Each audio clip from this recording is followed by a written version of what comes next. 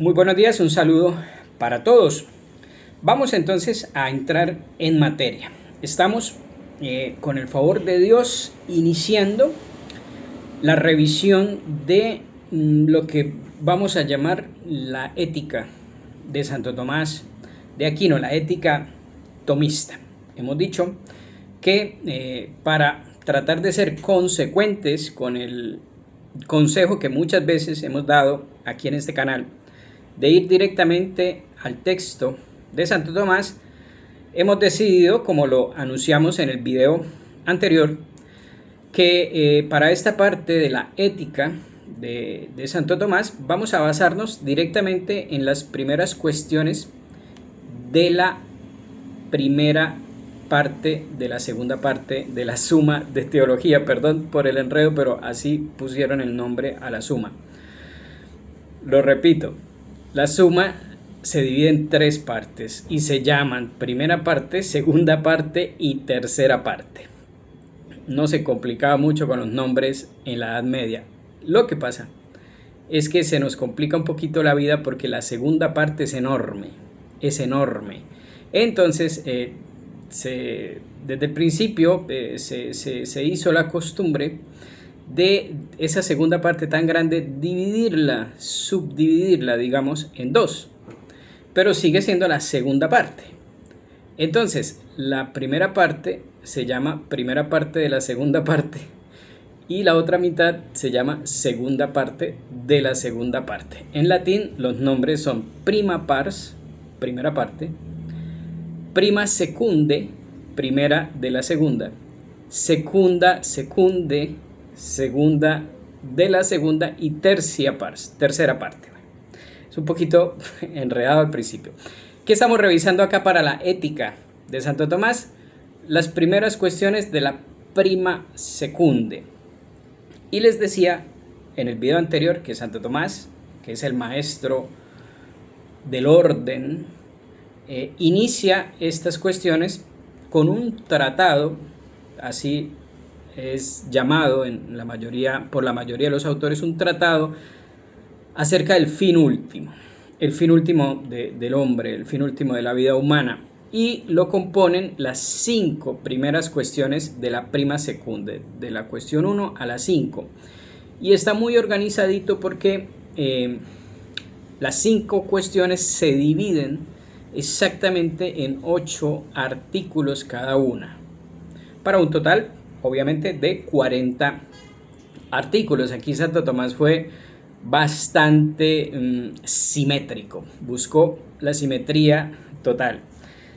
¿De qué habla la primera cuestión? Es la puerta de entrada a el pensamiento ético de Santo Tomás. ¿Y de qué habla? Pues del fin último, dice, de ultimo fine hominis, del último fin del hombre en común, en común. Todavía no nos va a decir en esta cuestión primera, todavía no nos va a decir cuál es el fin último en concreto, simplemente nos va a establecer las bases especulativas, las bases teóricas, el fundamento teórico para poder hablar con sentido del fin último de la vida humana. Entonces, claro, como buen maestro, a veces se nos olvida que Santo Tomás fue un profesor.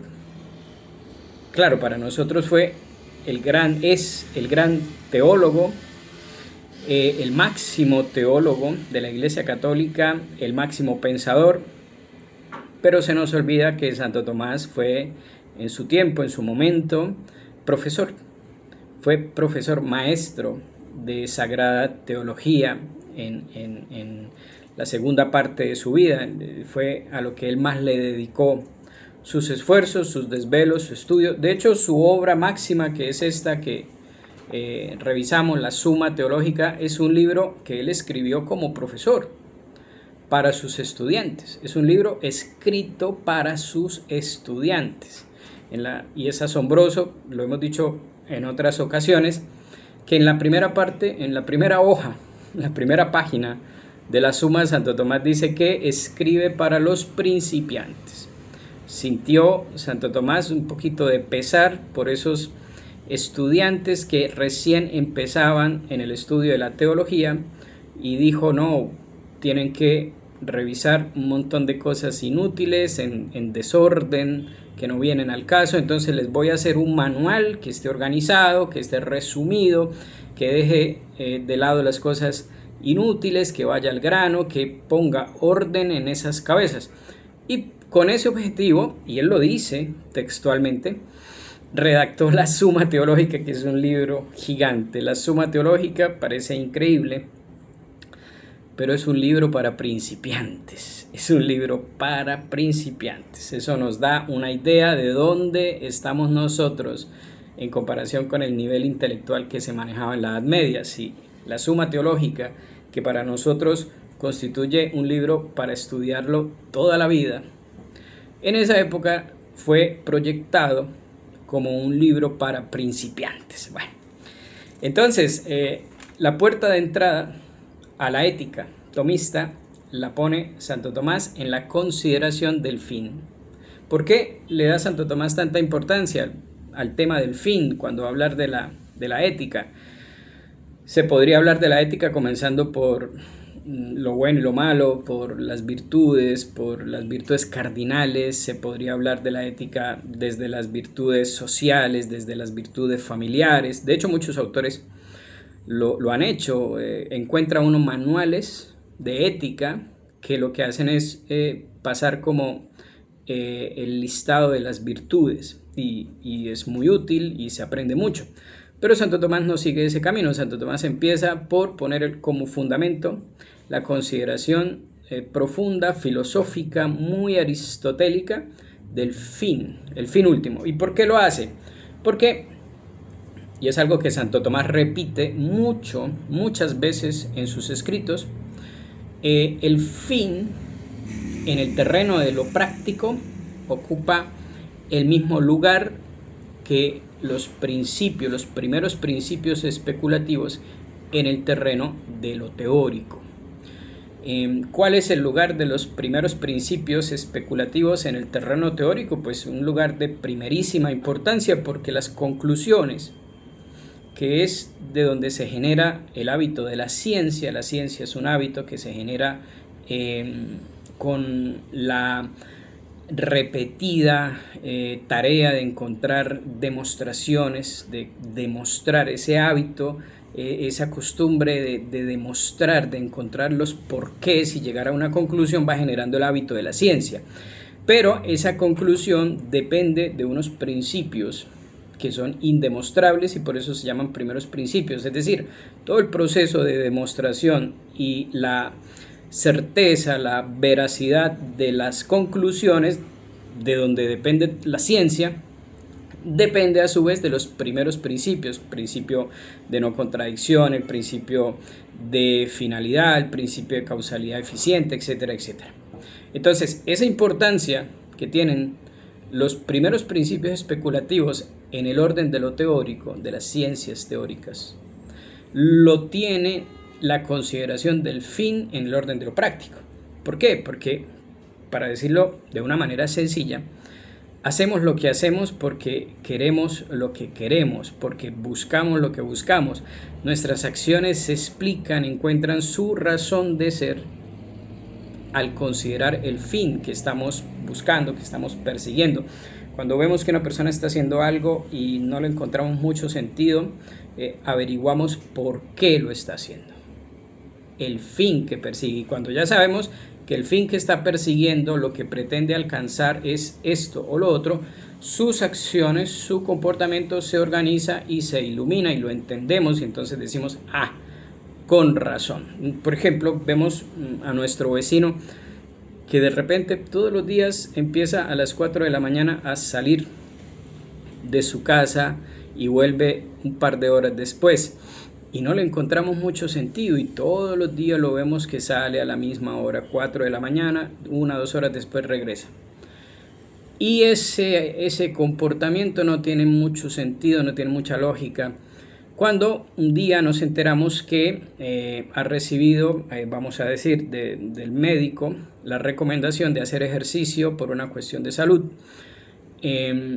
Entonces, claro, cuando conocemos cuál es la finalidad, entonces sus acciones se explican y las entendemos, y decimos, con razón.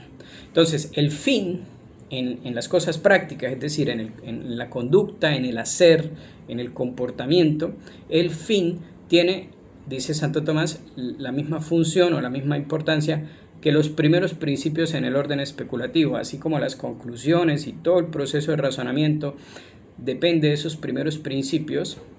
Así, las acciones y el comportamiento y lo que una persona hace o lo que nosotros mismos hacemos se explica en últimas cuando se entiende el fin. Entonces, por esto, Santo Tomás coloca en la puerta de entrada de su ética el estudio del fin último de la vida humana. Bien, esta cuestión, igual que las otras 4, pues tiene 8 artículos.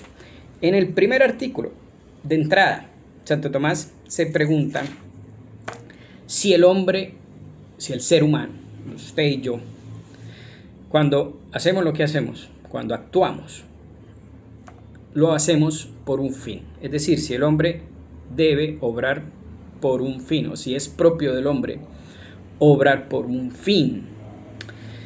Y claro, va a responder que sí, pero su respuesta es bastante interesante, la vamos a leer. Vamos a leer para escuchar directamente al hermano Tomás. Dice, de las acciones que el hombre ejecuta, solamente pueden llamarse humanas aquellas que son propias del hombre como tal. Bien, primera cosa a tener en cuenta. Santo Tomás va a establecer en este artículo una distinción entre acciones humanas y acciones del hombre. Las acciones humanas, nos va a decir más adelante, son aquellas que el hombre hace en cuanto hombre. Es decir, aquellas que surgen de su índole humana. Y las acciones del hombre pues son esas otras acciones que igual realizamos, pero que no necesariamente las realizamos en cuanto somos seres humanos. Dice Santo Tomás, el hombre se distingue de las criaturas irracionales en tener dominio de sus actos. El hombre tiene dominio de sus actos. Por lo tanto, solamente aquellas acciones de las cuales el hombre es dueño pueden llamarse con propiedad humanas. Este dominio de sus actos lo tiene por la razón y la voluntad. Por eso el libre albedrío se llama facultad de la voluntad y de la razón.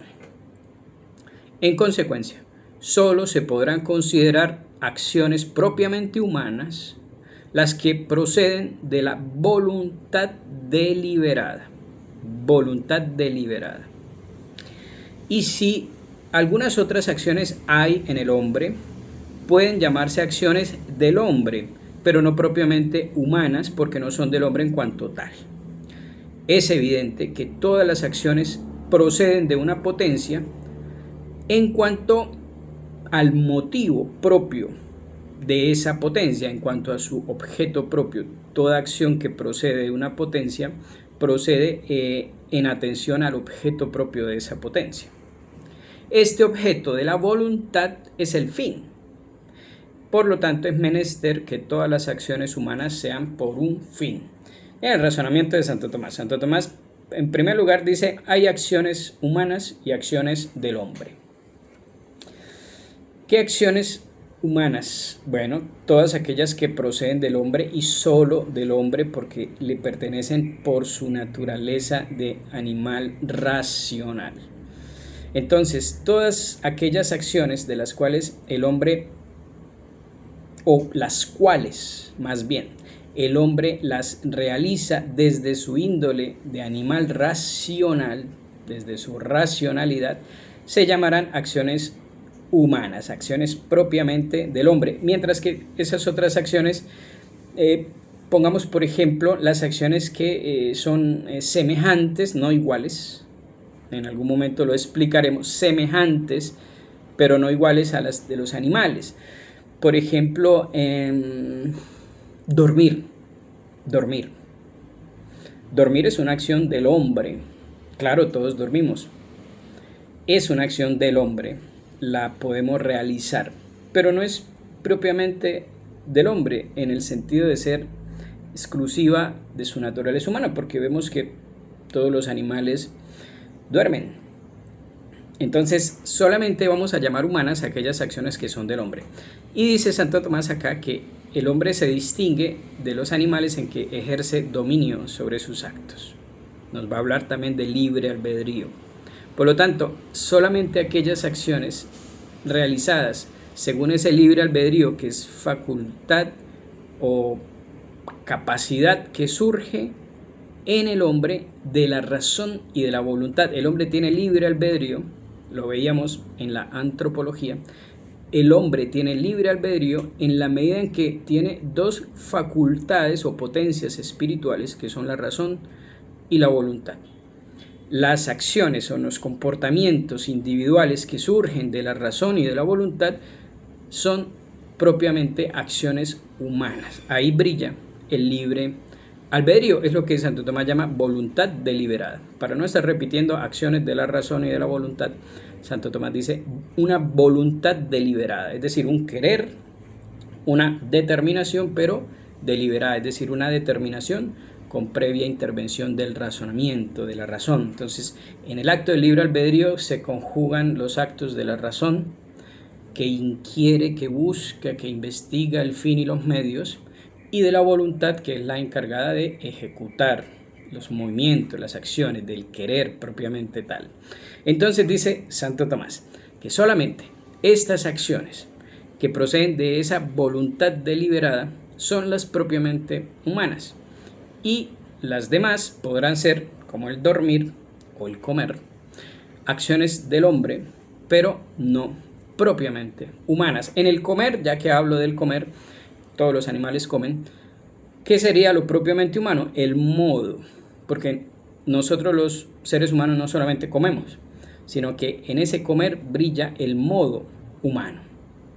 Ahí ya intervendría esa voluntad deliberada, porque nos preparamos la mesa, porque escogemos los alimentos, porque los preparamos de tal o cual manera, con tal o cual técnica, con tal o cual ingrediente especial, y lo organizamos estéticamente bello, la mesa, y bueno, esa ya es, ahí ya brilla la intervención de lo propiamente humano. Entonces podríamos decir que el comer es acción del hombre, pero toda la parafernalia alrededor de la buena mesa es una intervención propiamente humana, ya no solamente una acción del hombre semejante a la de los demás animales, sino propiamente algo con un toque humano, no solamente, bueno, en el dormir también, volvamos al primer ejemplo, el dormir lo compartimos con los animales, podríamos decir que el dormir es del hombre, pero el hombre pone su modo humano, porque nosotros no dormimos como dormiría cualquier animal, sino que lo hacemos en una habitación, con comodidades, con la cama, con las sábanas, con esto, con lo otro.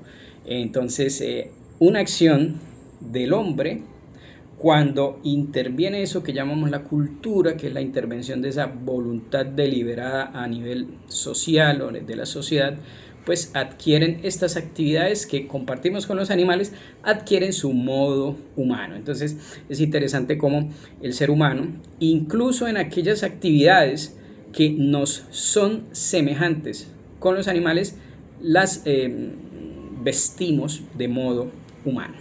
Y entonces, acciones humanas las que son ejecutadas por la voluntad deliberada. Y termina diciendo, ¿cuál es el objeto de la voluntad?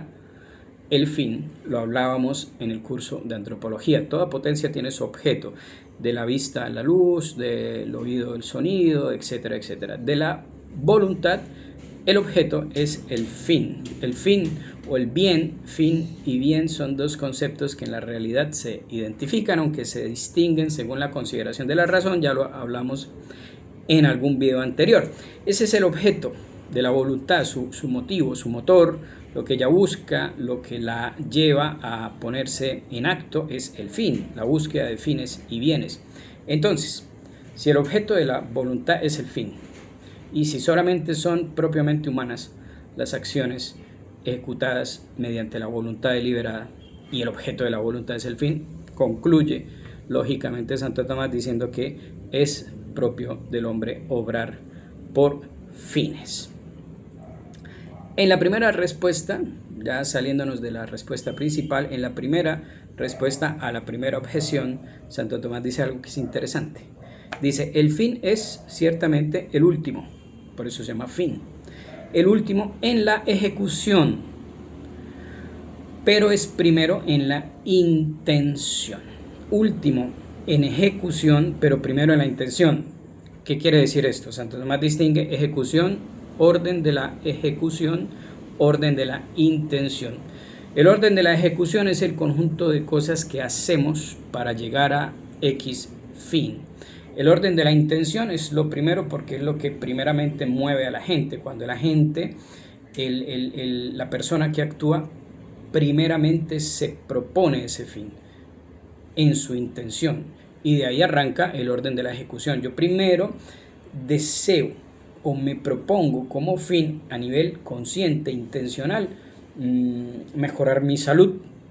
Y después de que ese fin me lo propongo en la intención, empiezo a realizar una serie de acciones que me llevan al fin, hasta que logro alcanzar un mejor estado de salud, que es el fin. Entonces, el fin, aunque es último en la ejecución, porque de cierta manera el fin es lo último que alcanzamos, por eso se llama fin, de otra manera, en el orden de la intención es primero. Y por eso se puede decir que el fin es causa, el fin es propiamente causa. Esto lo responde Santo Tomás porque algunos decían, pero ¿cómo puede el fin ser causa de las acciones del hombre? Que el hombre actúe por un fin. Esa expresión, actuar por un fin, equivale a decir que el fin es causa de las acciones. ¿Cómo puede el fin ser causa si está recién al final? Se supone que la causa está antes del efecto, no al final. Entonces, para dar respuesta a eso, Santo Tomás pone esta genialidad donde distingue el orden de la ejecución, que son el conjunto de cosas que hacemos para llegar al fin, y el orden de la intención, que es ese proponernos de manera intencional, consciente, una finalidad en virtud de la cual después realizamos todo un orden de acciones que es el orden de la ejecución. Orden de la ejecución y orden de la intención. Esto lo aclaro y lo incluyo acá porque va a salir en videos próximos este tema de la ejecución y de la intención. Bien, para no hacer más largo este video, vamos a dejar hasta acá artículo primero de la cuestión primera de si es propio del hombre obrar por un fin. Por supuesto que sí, porque las acciones humanas son de la voluntad deliberada o libre albedrío y el objeto propio de esa potencia llamada voluntad es el fin.